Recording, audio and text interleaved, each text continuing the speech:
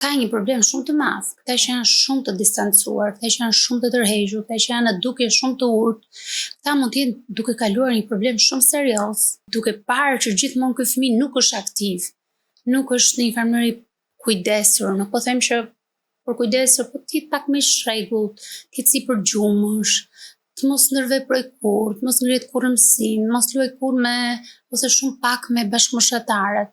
Pra këtu ka një gjë që të madhe që nuk shkon.